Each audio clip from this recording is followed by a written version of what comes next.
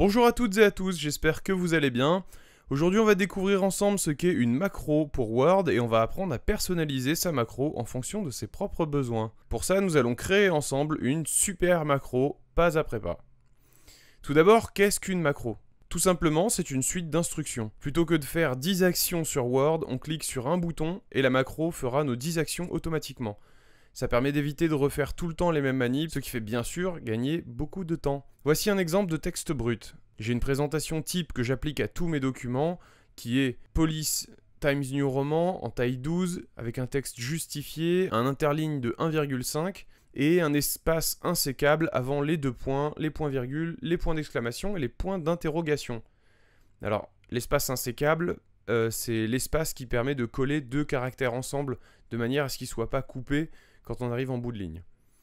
Je vais donc faire toutes mes modifications, mais une seule fois afin d'automatiser tout ça. Donc pour ça, je vais aller dans le menu en haut, dans l'onglet Affichage, et tout à droite, il y a un bouton Macro. Donc je vais cliquer sur la flèche du bas et je vais cliquer sur Enregistrer une macro. Je vais donner un nom à cette macro, par exemple Super Macro. D'ailleurs, petite parenthèse, il ne faut pas mettre d'espace dans le nom de votre macro, ni d'accent, sinon elle ne fonctionnera pas.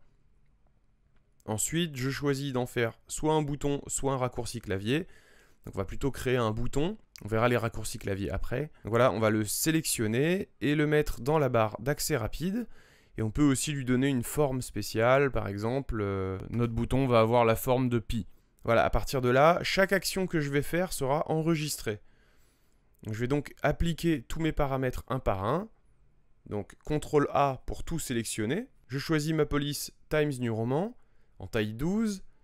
J'ai un texte justifié, un interligne de 1,5. Et pour les espaces insécables, je vais faire un CTRL H donc pour rechercher, remplacer. Et je vais lui dire l'espace avant les deux points, je veux que ce soit un espace insécable.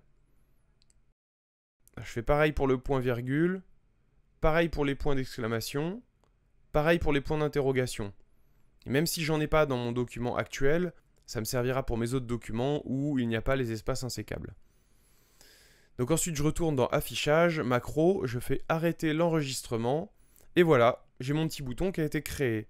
Donc maintenant quand j'aurai fini d'écrire un document, j'aurai juste à cliquer sur ce petit bouton pour avoir toute ma mise en page.